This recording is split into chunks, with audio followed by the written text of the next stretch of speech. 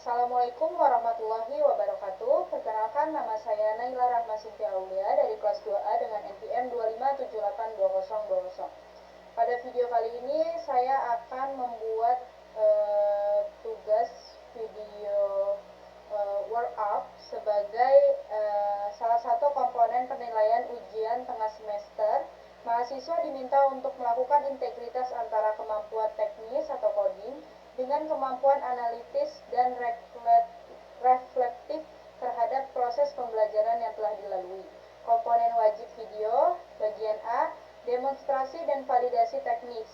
Mahasiswa menjalankan live demo terhadap seluruh kemampuan yang dimiliki oleh aplikasi yang dibangun.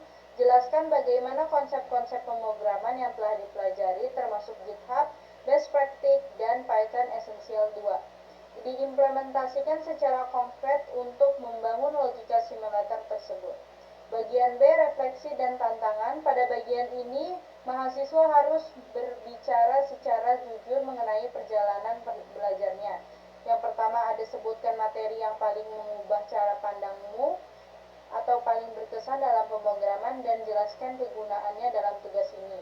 Yang kedua, ada ungkapkan materi yang paling menantang atau paling sulit selama setengah semester ini dan usaha yang telah dilakukan untuk menaklukkannya. Yang ketiga, ceritakan kendala utama selama mengikuti perkuliahan dan praktikum pemrograman jaringan 1. Jadi kita langsung aja ke yang bagian A dulu ya, demonstrasi dan validasi teknis. Jadi kita akan masuk ke lab 1 atau minggu 1.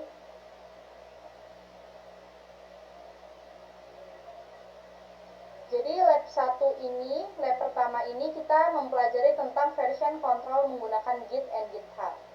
Jadi version control itu adalah sistem yang bertugas mencatat setiap perubahan pada file proyek atau shortcode yang dikerjakan oleh banyak orang maupun sendiri. FCS membantu dalam mengelola versi perangkat lunak, mengidentifikasi perubahan, dan memfasilitasi kolaborasi. Keuntungan menggunakan FCS antara lain mampu melacak perubahan atau update pada shortcode, mendukung kolaborasi tim dengan efisien, mudah dalam memulihkan perubahan atau kembali ke versi sebelum terjadi perubahan, pemantauan riwayat perubahan file, dan penanganan konflik saat penggabungan perubahan. Jadi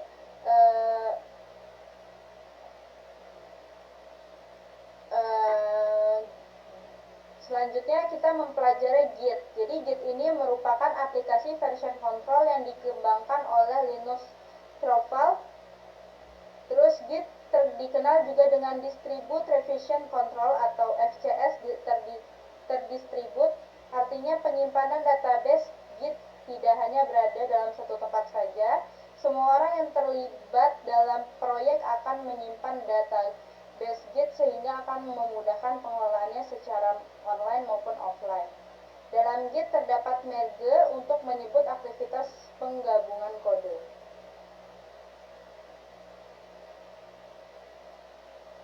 Selanjutnya, pada Git kita mempunyai terdapat 3 status utama file, yaitu ada modified, yang kedua ada stage, dan committed. Jadi modified itu adalah kondisi ketika file sudah diubah tetapi belum disimpan ke Git. Terus kalau stage itu adalah kondisi ketika file sudah ditambahkan. Jadi menggunakan perintah git add nama file itu untuk menandai file berdasarkan nama. Nah, kalau git add spasi bintang itu untuk menandai semua file yang berada dalam direktori saat ini. Terus kalau committed itu untuk kondisi ketika perubahan sudah disimpan menggunakan perintah git commit. Nah, ini ya, seperti ini. Selanjutnya,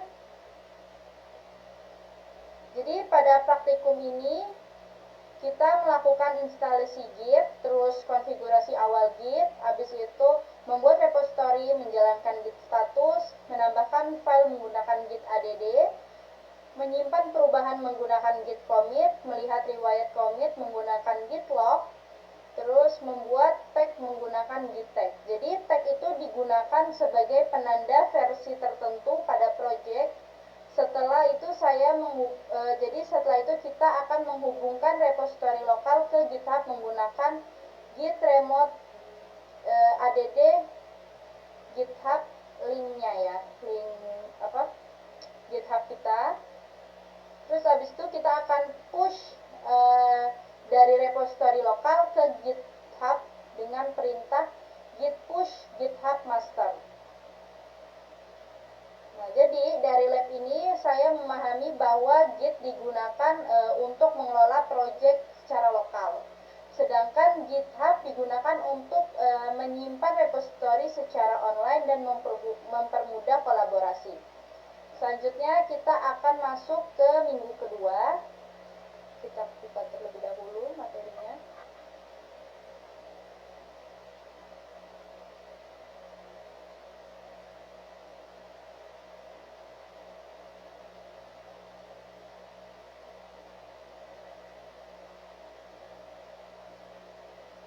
Nah, pada lab 2 atau minggu kedua, kita mempelajari tentang Zen of Python dan standar penulisan kode Python atau PEP8.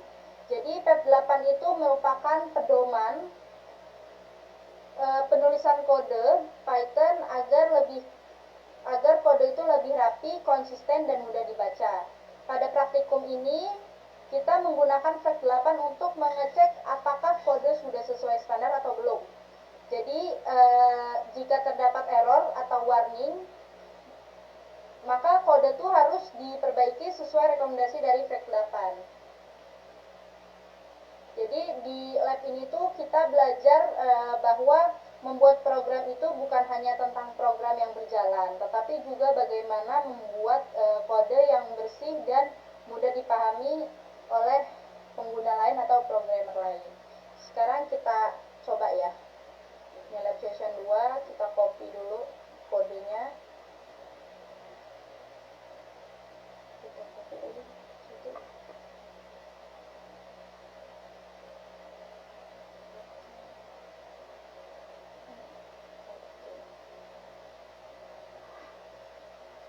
Ini sudah saya copy.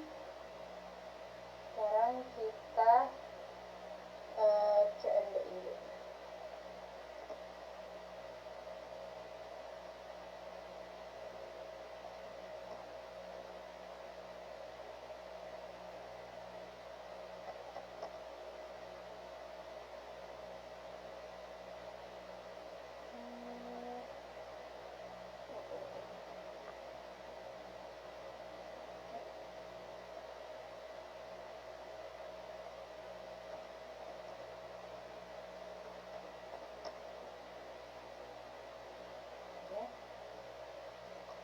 Kita gunakan perintah py strip m flag 8. Nah, di sini ada error ada ini ya, warning ya. Jadi di baris ke-8, kolom ke-18 itu ada ada kekurangan atau tidak sempurna, yaitu ada no new line at end of file. Jadi kita nggak ada baris baru setelah baris akhir, jadi harus kita tambah ini. Nah, seperti ini, kita ctrls, kita coba kembali perintahnya. Nah, di sini udah bersih ya, jadi kode kita ini sudah sesuai standar PEP8 gitu ya, atau standar dengan penulisan kode Python gitu. Oke, kita lanjut ke lab 3 atau minggu 3.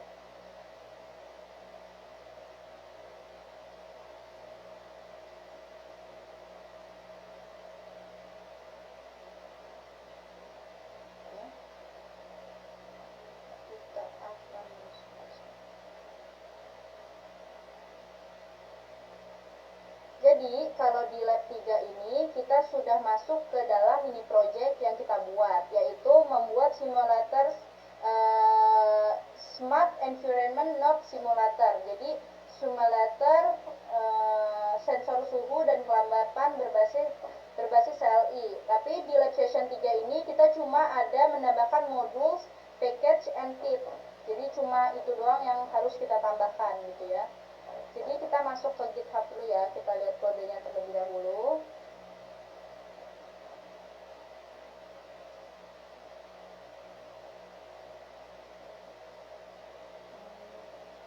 Kita gunakan teks. Oke.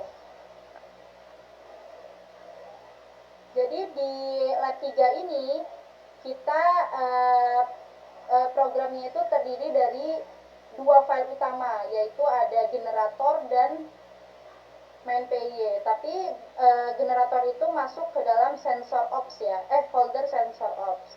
Nah, ada juga init, tapi init ini cuma kosong aja sih, buat ini aja. Nah, kalau generator itu, jadi di dalam file generator itu digunakan untuk menghasilkan data sensor secara acak, menggunakan modul random. Nah, jadi di dalam file ini terdapat function atau generator temperatur, nih, def generator temperatur, dan def generator humidity. Jadi function ini digunakan untuk menghasilkan nilai suhu dan kelembapan secara random. Ini kan import random, jadi angkanya itu akan random, tetapi dia akan menghasilkan suhu acak antara 20 hingga 40 derajat Celcius aja. Jadi dia random cuma antara 20 atau 40 derajat, sekitar segituan. Nah, kalau di kelembapan itu dia akan menghasilkan kelembapan acak antara 30 hingga 90%. Jadi dia hanya berpatokan dengan gak boleh kurang dari 30 dan gak boleh lebih dari 90%. Gitu. Sedangkan di main.py digunakan untuk program utama untuk menampilkan menu interaktif pada terminal. Jadi pada program ini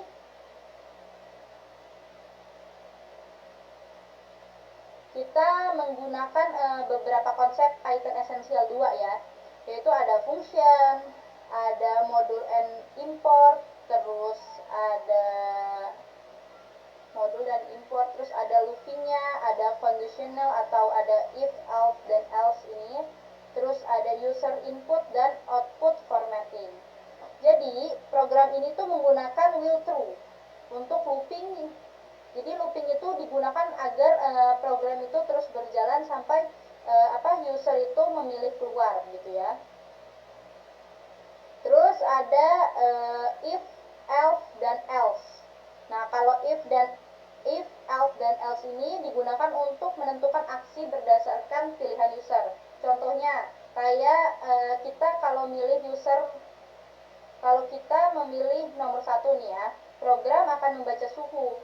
Kalau kita pilih 2, dia akan membaca sensor kelembapan. Kalau 3, dia akan keluar gitu ya, atau program selesai gitu. Tapi kalau kita nggak milih apa-apa, dia akan pilihan salah gitu ya. Nah, ini pilihan 3 ini yang akan nanti membuat si loopingnya itu berhenti gitu ya, atau while-nya itu berhenti.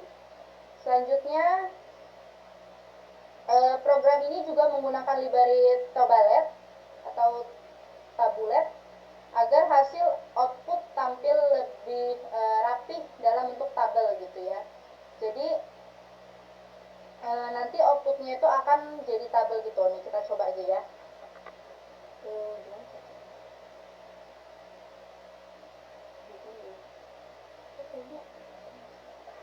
Kita coba aja di sini.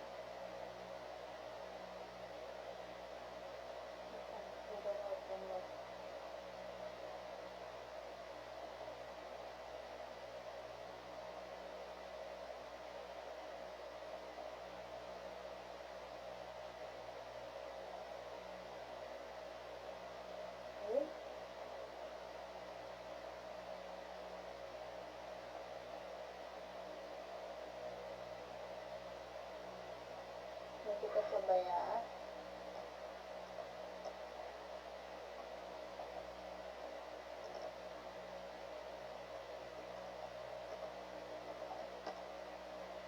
Nah, ini kita coba running py main 25782020.beli. Nah, tuh dia akan keluar seperti ini ya. Menu sensor, baca suhu, baca kelembapan, dan keluar. Kita pilih nomor suhu ya. Nah, jadi sensor suhunya kan tadi 20, antara 20 sampai 40 kan. Jadi dia di sini 32. Nah, ini yang dimaksud Library tablet ya. Dia akan berbentuk tabel gitu ya. Kalau 2, nah ini persenannya. Kalau 3, selesai. Program akan keluar gitu ya. Oke, kita lanjut ke minggu keempat. Oh ya, sebelum lanjut ke minggu keempat ini, jadi di minggu ketiga ini implementasi best practice-nya itu pada lab ini yaitu pemisahan file berdasarkan fungsi, terus ada penamaan fungsi yang jelas, reusable code, dan struktur program modular. Oke, kita lanjut ke minggu keempat. Ini masih termasuk mini project, tetapi ada tambahan untuk menambahkan string dan exception. Kita masuk ke ini.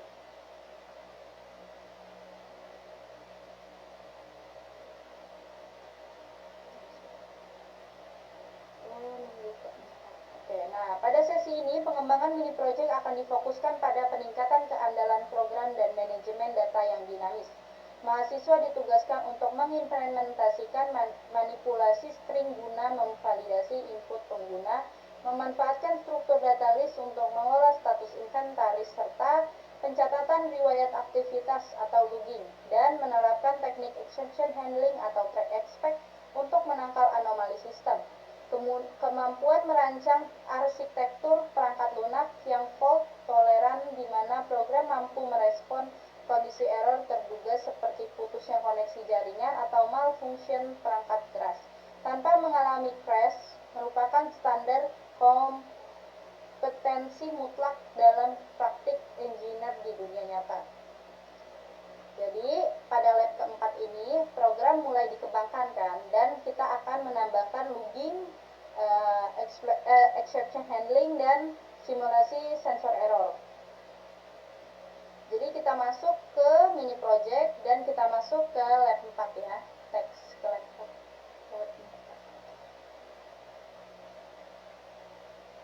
Di lab 4 ini masih sama ya, masih cuma ada main dan generator.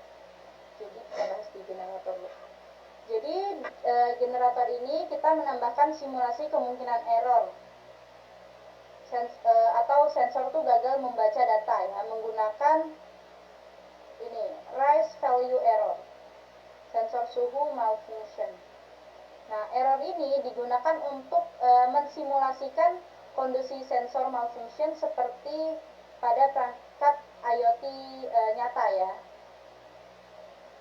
Selebihnya masih sama, masih ada function, masih import random, dan lain-lain. Nah, jadi kalau misalkan dia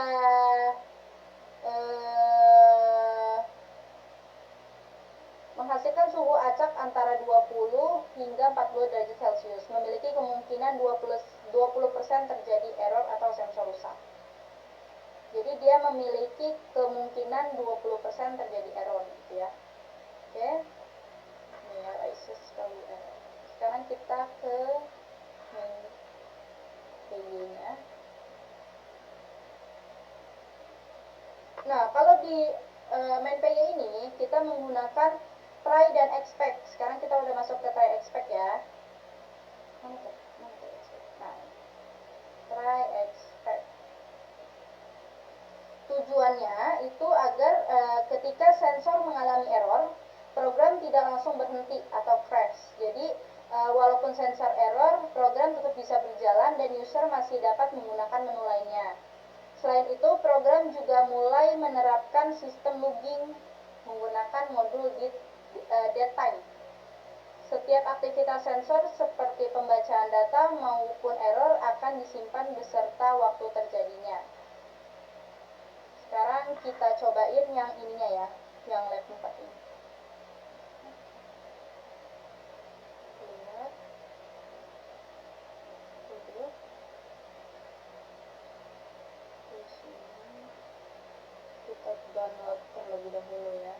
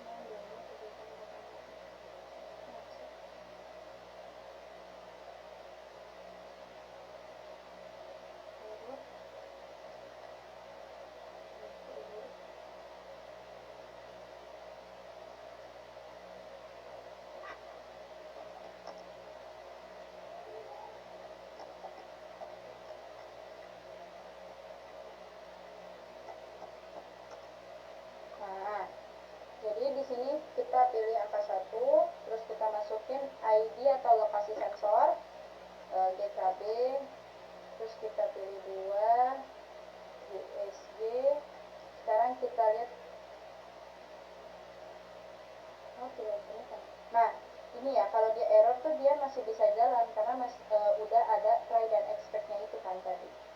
Terus kita coba ulang ya. Satu. Kita pilih dua. Oh, kita pilih dua, sorry. Kita pilih satu lagi, habis itu GSG. Nah, kita pilih dua. Kita pilih antara GKB dan GSG. GKB, nah dia keluar tuh ya. Sekarang kita pilih 3, GSG. Keluar. Sekarang kita pilih 4. Nah, ini lihat riwayat ya, yang ada riwayat tadi, logging. Terus kita pilih 5. Ini mana ya? Kita cari errornya ya, biar bisa mengikuti.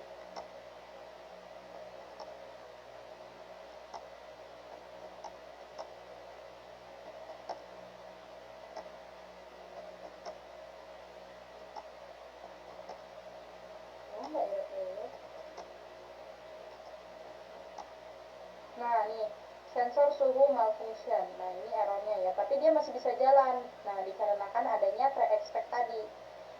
Gitu, oke. Selesai cukup. Kita lanjut ke minggu kelima. Minggu kelima itu pada minggu kelima kita membahas fondasi sistem akan diletakkan. Konsep dasar seperti kelas, objek, atribut, dan metode akan diterapkan untuk merancang blueprint dari entitas utama program, seperti modul, sensor IoT, atau perangkat jaringan. Disinilah data dan fungsi mulai dibungkus menjadi satu kesatuan yang rapi, atau encapsulation. Oke, jadi di lab 5 ini kita mulai menerapkan konsep Object Oriented Programming atau OOP ya. Jadi kita buka dulu.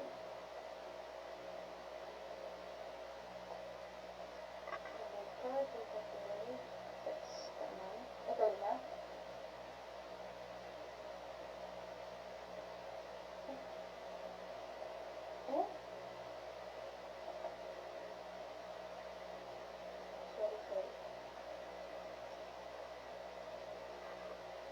Jadi struktur program ini bertambah. Yang tadinya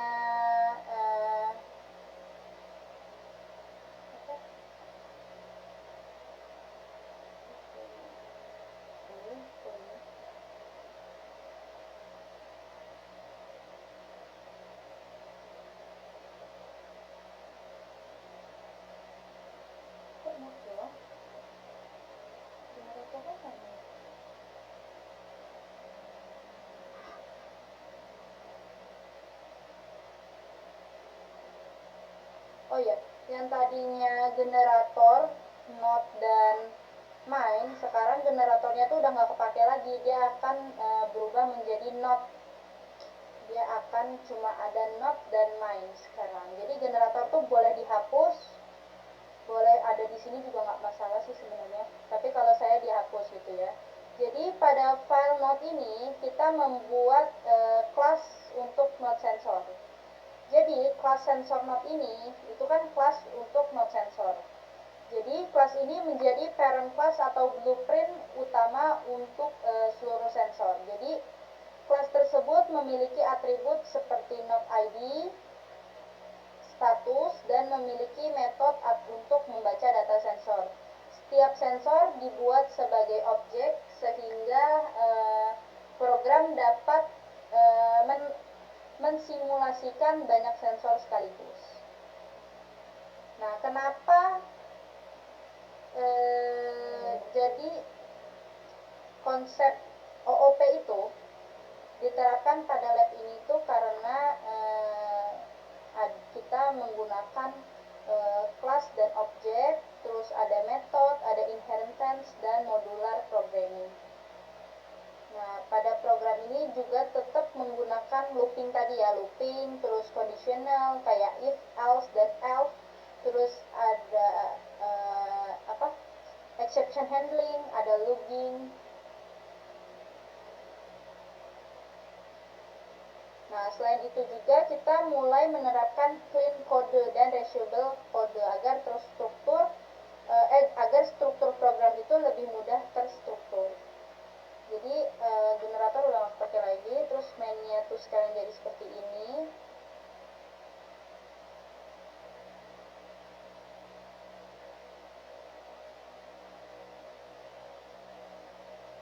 Oke, sudah. Selanjutnya kita akan masuk ke lab 6 atau minggu ke-6. Jadi di minggu ke-6 ini kita akan selanjutnya pada minggu 6 arsitektur dasar tersebut akan diekspansi dan diuji ketangguhannya. Konsep inheritance ini akan digunakan untuk menciptakan variasi perangkat yang lebih spesifik tanpa perlu merancang kode dari nol. Puncaknya, polymorphy melalui metode overriding akan diterapkan agar setiap tipe perangkat meskipun dipanggil dengan perintah yang persis sama oleh sistem mampu memberikan respons dan output yang unik sesuai dengan fungsi aslinya. Oke, jadi kita masuk dulu ke program yang di lab 6 ya. Jadi di lab 6 ini masih sama, nggak sama, ada tambahan manajer.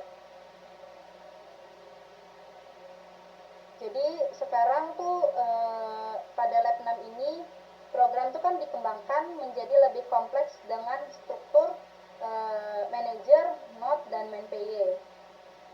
Jadi pada lab ini kita mulai menerapkan konsep penting dalam OOP yaitu inheritance, polymorphism, dan encapsulation.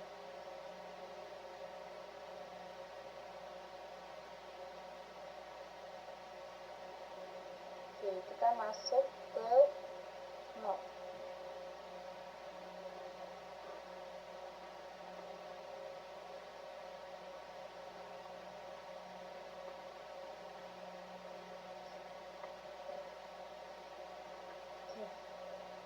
Jadi di lab 6 ini,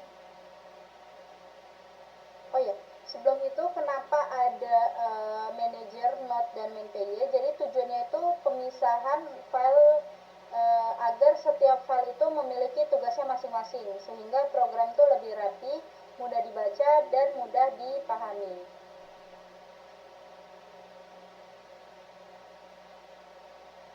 Nah, di file node.py, pada file node.py ini kita mulai menerapkan konsep Object Oriented Programming atau OOP secara lebih lengkap. Jadi dia terdapat kelas sensor node, yaitu parent class untuk semua node sensor. Kelas ini menjadi parent class atau kelas induk untuk seluruh sensor. Nah, kelas sensor node itu memiliki atribut seperti node ID dan status. Nah, kelas ini juga memiliki metode dasar untuk membaca data sensor.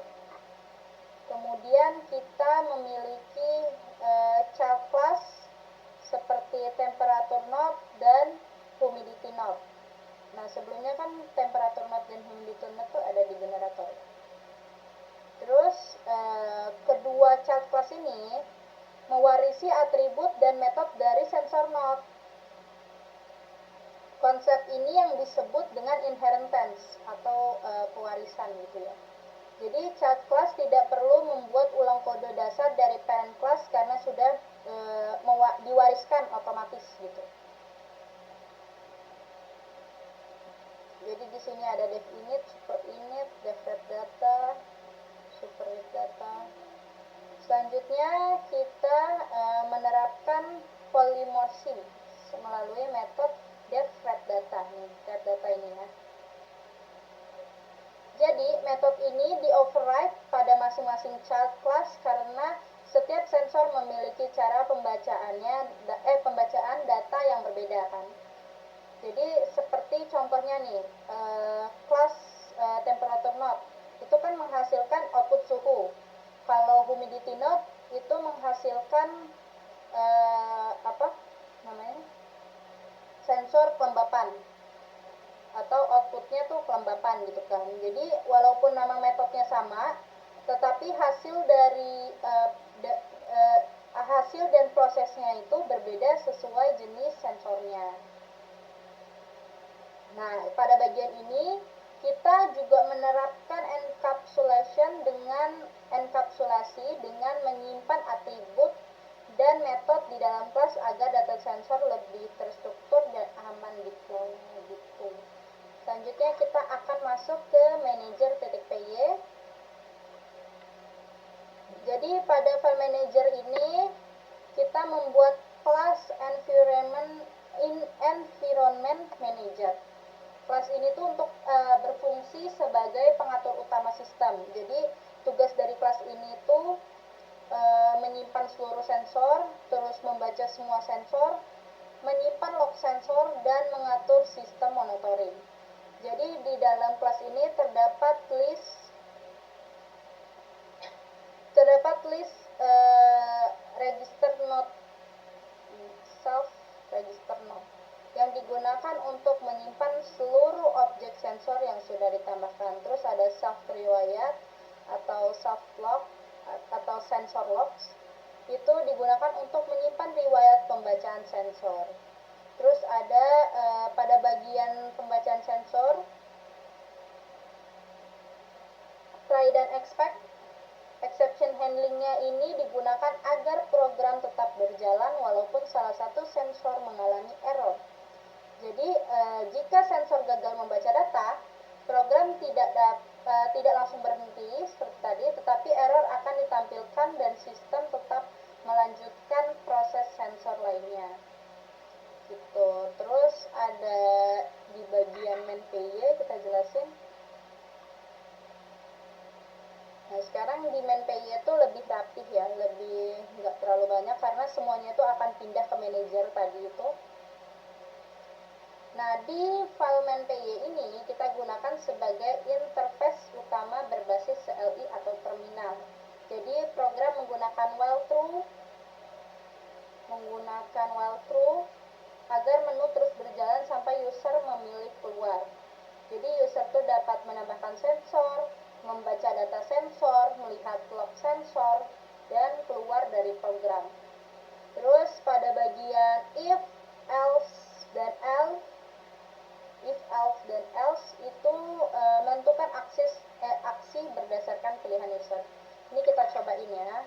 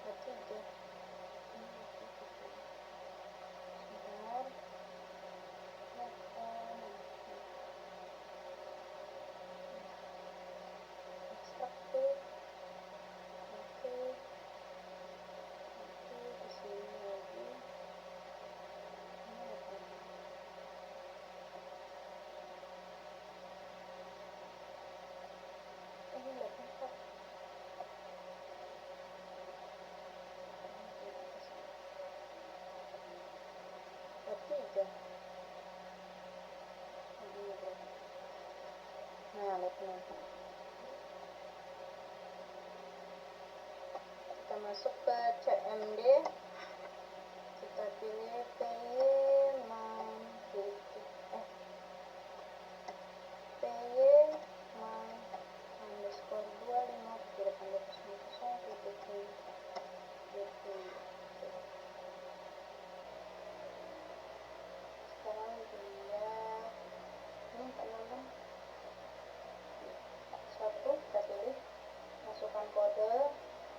masukkan ID, yang kedua masukkan ID. Sekarang dia ID-nya sudah sendiri-sendiri ya. Kalau tadi kan mesti gabung gitu kan, kita cuma nambahin ID terus kita pilih mau yang sensor atau mau yang suhu atau kelembapan. Kita pilih nomor 3, membaca semua sensor. Error, malfunction error. Yang keempat, nah ini ya, ini mekanisme sensor ini lihat riwayat, teruskan ke nomor 5. Program selesai. Oke, kita lanjut ke minggu ke-7.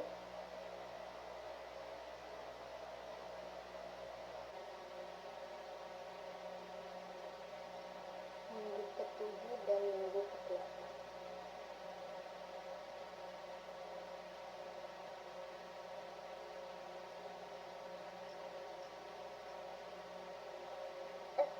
Belum dong. Jadi di minggu ke-6 itu kita menggunakan konsep Python Essential 2-nya itu menerapkan function, terus kelas dan objek, konstruktor, terus inheritance, terus polymorphism, encapsulation, exception handling, looping, conditional, list dan directory, dictionary, terus modul dan import. Kalau best practice-nya itu yang digunakan itu modular programming, terus separation of constraints, terus reusable code, penamaan variabel yang jelas, struktur program yang rapi, dan error handling.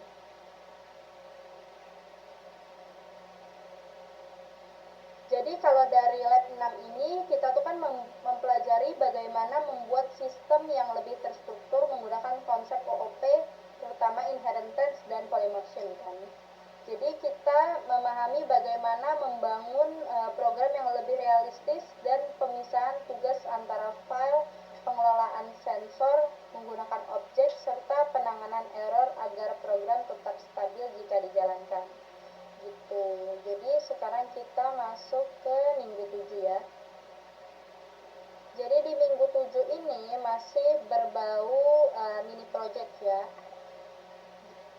Minggu 7 dan Jadi sesi lab 7 dan 8 ini merupakan tahap penyempurnaan akhir dari mini project setelah fondasi sistem berhasil dibangun menggunakan pendekatan Object Oriented Programming atau OOP.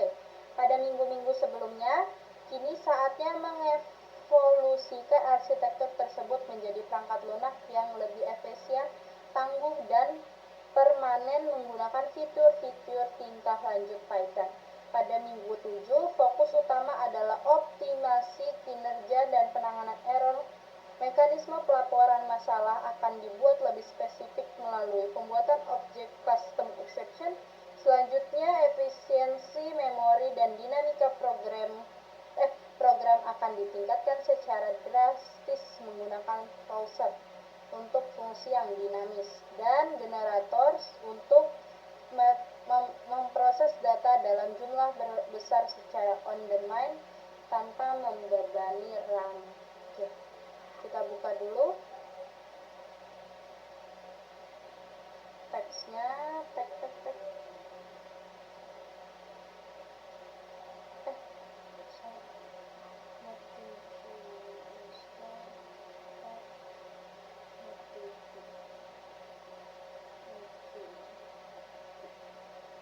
Jadi di lab 7 ini kita program simulator sensor itu kembali dikembangkan menjadi lebih realistis dan lebih kompleks dibandingkan lab sebelumnya.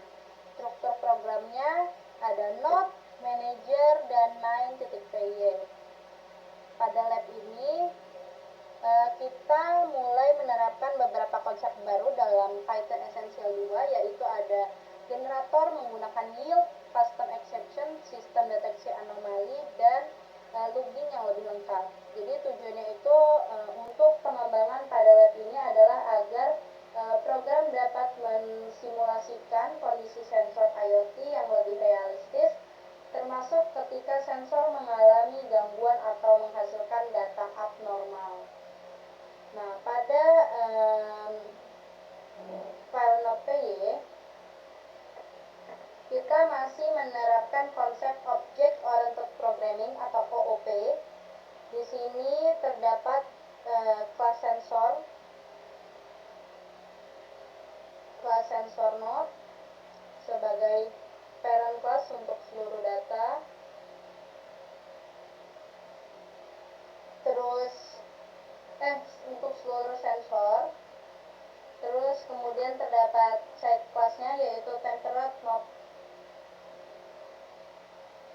approach node dan kelas humidity node. Kedua kelas tersebut mewarisi atribut dan metode dari parent class menggunakan konsep inheritance atau pewarisan. Selanjutnya saya menerapkan polymorphism melalui metode yaitu read data override method untuk membaca suhu. Metode ini di-override pada masing-masing child class karena setiap sensor memiliki proses pembacaan data yang berbeda. Seperti tadi, contohnya sensor suhu kan menghasilkan output temperatur. Terus kalau sensor kelembapan menghasilkan output humidity gitu. Selanjutnya kita ada custom exception. Nih, class low battery error exception dan class sensor blocked error exception. Jadi exception class low battery error ini exception ketika baterai sensor lemah, dan class sensor blocked ini exception ketika sensor tertutup atau kotor gitu ya.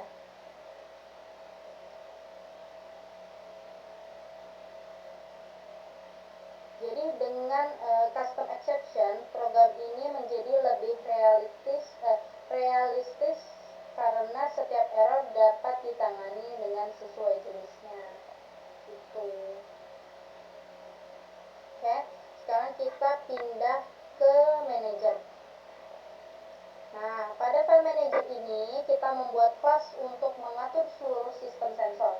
Kelas ini bertugas untuk menyimpan sensor, membaca seluruh sensor, menyimpan log, dan mendeteksi data yang abnormal atau anomali. Pada bagian ini kita mulai menggunakan yield. Keyword yield ini digunakan untuk yield.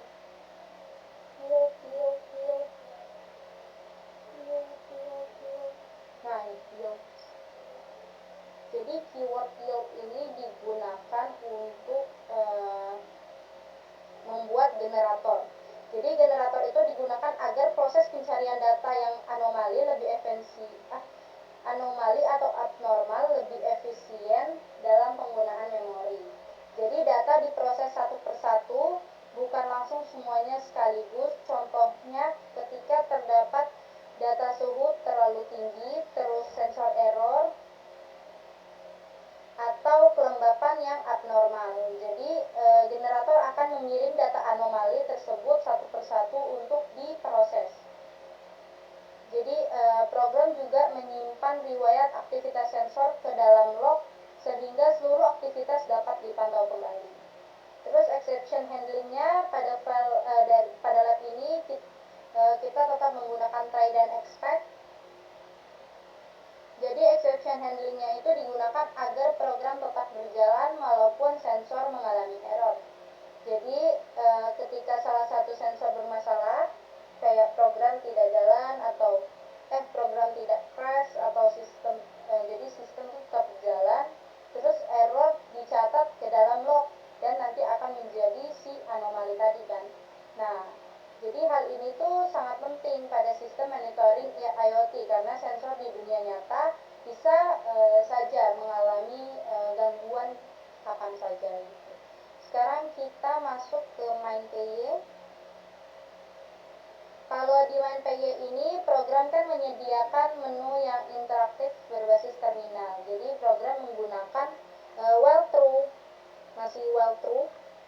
masih menggunakan while and true agar menu itu tetap terus berjalan sampai user memilih keluar. Jadi user dapat menambahkan sensor, membaca sensor, melihat log, mencari data anomali, dan keluar dari program. Nah, program juga menggunakan if, else, dan else itu untuk menentukan proses berdasarkan pilihan user.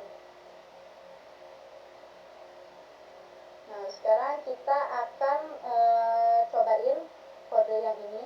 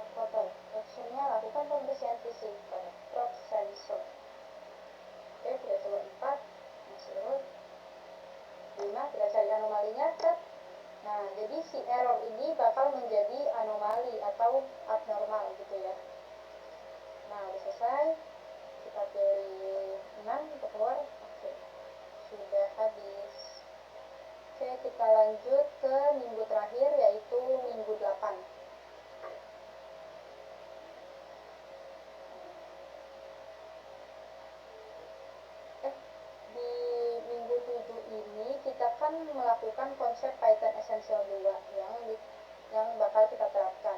Jadi ada function, ada class dan object, terus ada inheritance, terus polymorphism, terus ada generator, yield, terus custom exception, exception handling, looping, conditional, terus ada list dan dictionary, terus ada modul dan import. Nah, kalau best practice yang kita terapkan itu modular programming, separation of context, hashable code, clean code, error handling, dan struktur program yang rapi dan mudah dikembangkan. Jadi pada lab 7 ini kita belajar bagaimana membuat sistem monitoring sensor yang lebih realistis menggunakan generator dan custom exception. Terus juga kita memahami bagaimana menangani berbagai jenis error sensor tanpa menghentikan keseluruhan sistem, serta bagaimana mendeteksi data anomali atau abnormal secara lebih efisien menggunakan generator dengan yield. Gitu. Sekarang kita akan masuk ke minggu 8 atau lab 8 ya.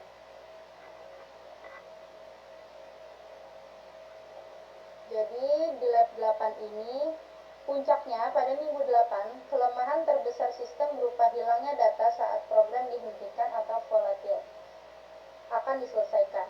Konsep data persistence akan diimplementasikan melalui operasi file atau I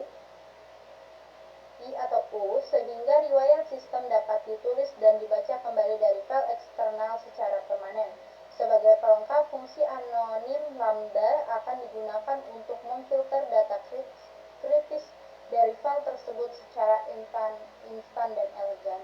Jadi pada lab 8 ini, program yang sebelumnya kan sudah dibuat dari lab 3 sampai lab 7.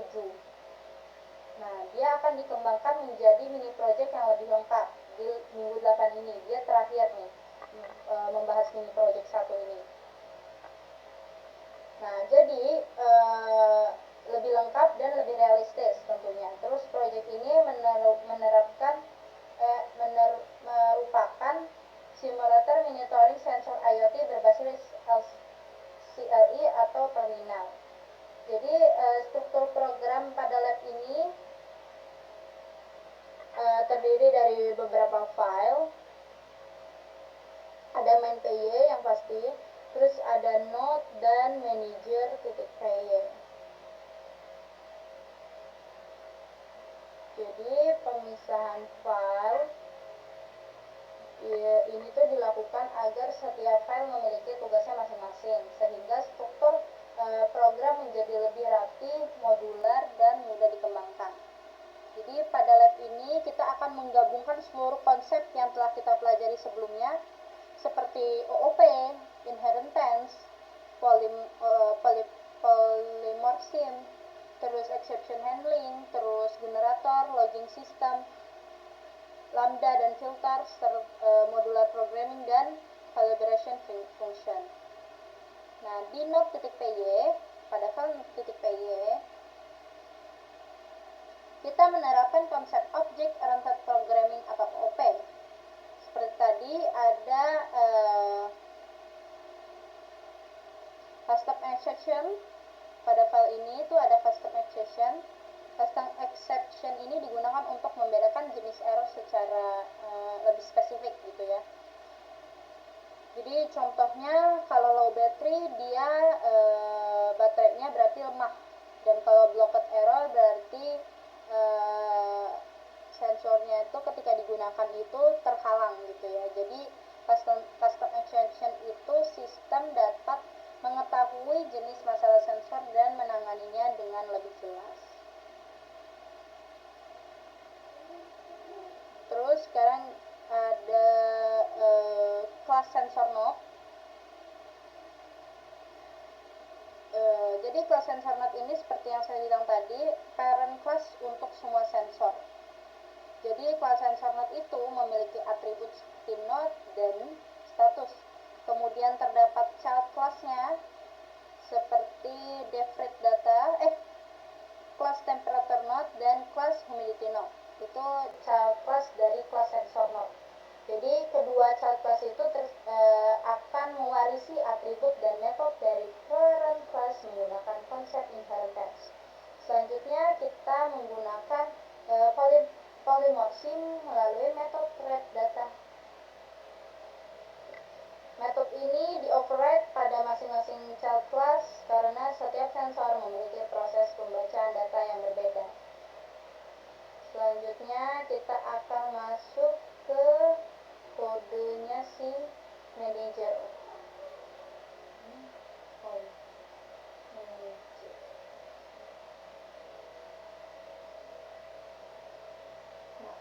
Pada file manager, kita membuat kelas yang berfungsi sebagai pengatur utama sistem monitoring sensor. Kelas ini tuh bertugas untuk menyimpan sensor, membaca seluruh sensor, menyimpan log aktivitas sensor, terus mencari data anomali, dan yang terakhir yang baru ini membuat laporan sensor kritis. Jadi di dalam kelas ini terdapat registered node dan sensor logs. Jadi register nodes ini digunakan untuk menyimpan seluruh objek sensor dan sensor logs itu digunakan untuk menyimpan seluruh riwayat pembacaan sensor. Jadi pada metode pencarian anomali kita juga menggunakan generator dengan yield ya.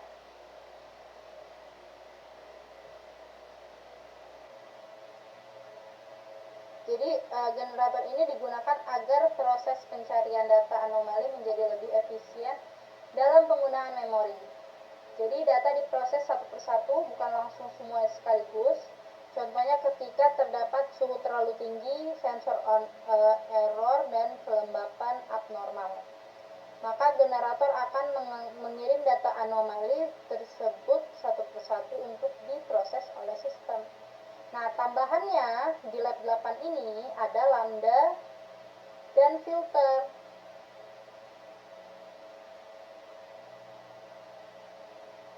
Jadi lambda dan filter ini digunakan untuk memfilter data warning dan error secara otomatis. Contohnya, memfilter data sensor yang error, memfilter data warning, membuat laporan sensor kritis. Dengan lambda dan filter, proses pencarian data menjadi lebih cepat dan lebih efisien pastinya. Nah, logging system program juga menggunakan sistem logging otomatis. Jadi setiap aktivitas sensor seperti pembacaan data, warning, error, sensor blocked, dan low battery itu akan disimpan ke dalam log file beserta timestamp atau waktu yang terjadi, waktu saat terjadinya itu gitu ya. Tujuannya itu untuk mempermudah monitoring sistem, menyimpan riwayat aktivitas sensor, dan membantu proses debugging. Nah, collaboration function pada MainPy saya juga menerapkan collaboration function menggunakan konsep closure.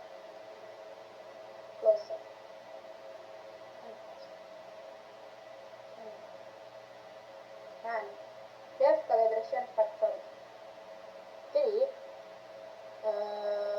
Collaboration Factory ini digunakan untuk melakukan penyesuaian hasil pembacaan sensor menggunakan offset tertentu. Contohnya, menyesuaikan hasil pembacaan suhu dan menyesuaikan hasil pembacaan kelembapan. Hal ini digunakan agar simulasi sensor terlihat lebih realistis. Nah, di MainPy itu digunakan sebagai interface utama berbasis LI atau terminal. Jadi program tetap menggunakan while true agar menu tetap berjalan sampai user memilih keluar. Jadi pada program terdiri dari pada menu program terdiri dari menambahkan sensor suhu, menambahkan sensor kelembapan, membaca seluruh sensor, mencari data anomali, melihat log sensor, mencetak laporan sensor kritis, dan terakhir keluar dari program. Nah, program juga menggunakan if, else, dan else untuk menentukan proses berdasarkan pilihan user. Nah, exception handlingnya digunakan tetap dengan try dan expect. Accept, try dan accept digunakan kan agar program tuh kalau error dia tetap berjalan. Oke, sekarang kita cobain apa namanya web 8-nya ya.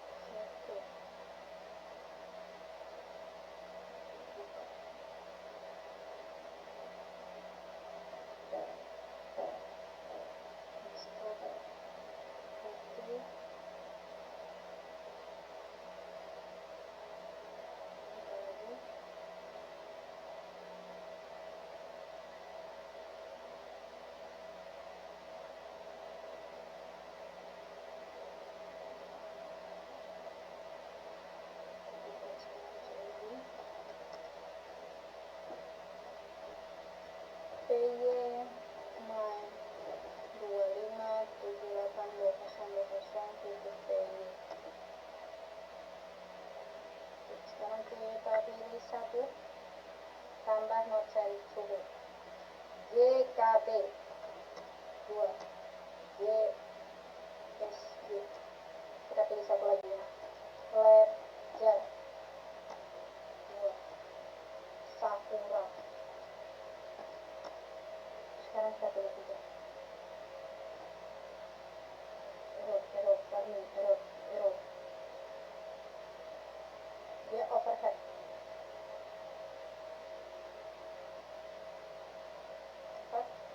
Ngeblok 5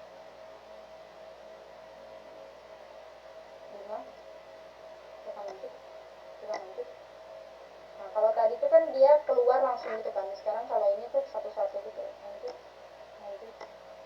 Sekarang kita pilih cetak laporan kritis, itu akan terbaca di sini.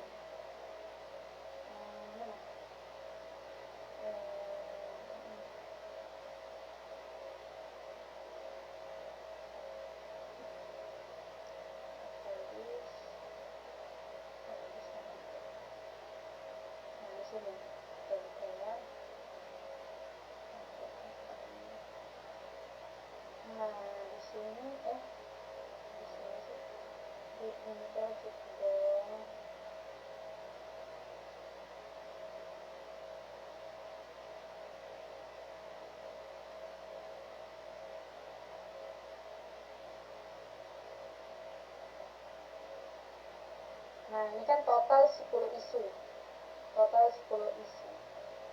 Sini juga dia memperlihatkan tuh.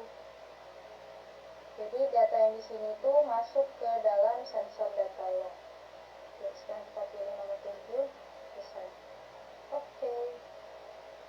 Sepertinya yang bagian A sudah selesai ya. Kita jelasin.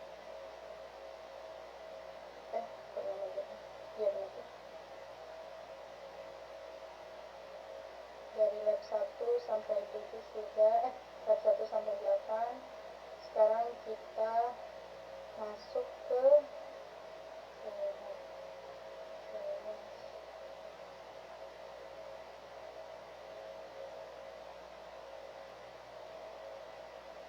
refleksi dan tantangan.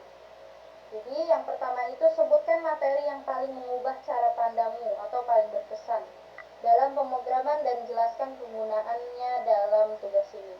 Jadi yang paling mengubah cara pandang saya atau paling berkesan gitu ya adalah di bagian object oriented programming, karena itu bisa membuat saya memahami bagaimana program itu dapat dibuat lebih modular, reusable, dan mudah dikembangkan gitu ya. Terus selanjutnya ada ungkapkan materi yang paling menantang, paling sulit selama setengah semester.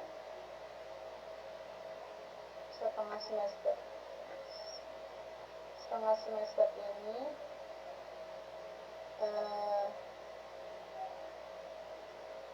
dan usaha yang telah dilakukan untuk menaklukkannya. Usaha dan menaklukkannya.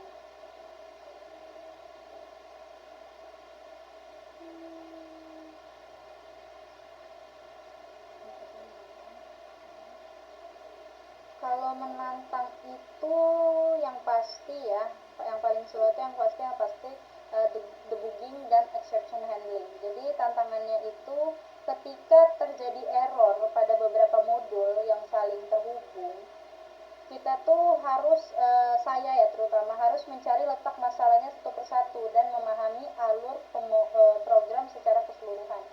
Jadi pada beberapa kondisi program bisa mengalami error kan, karena mungkin kesalahan logikanya, terus kesalahan penulisan kode, error pada sensor simulasi, terus kesalahan input modul, dan kesalahan pemanggilan objek atau metode gitu ya.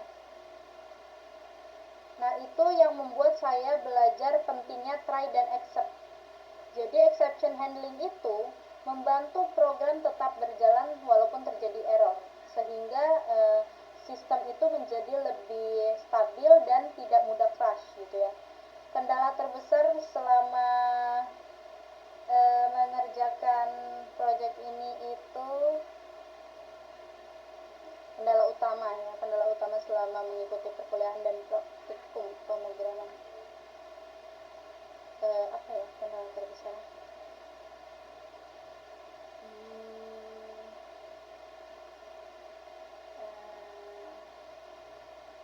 Mungkin kalau di dalam proyek itu kendala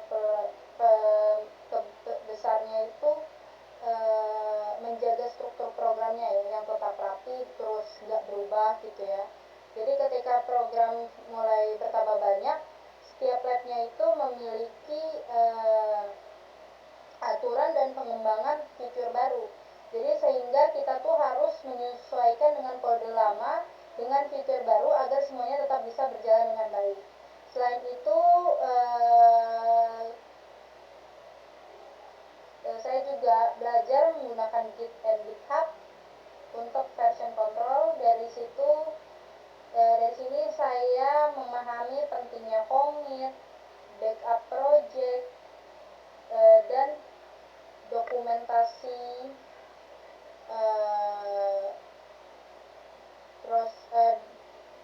perubahan program selama proses pengembangan software gitu ya.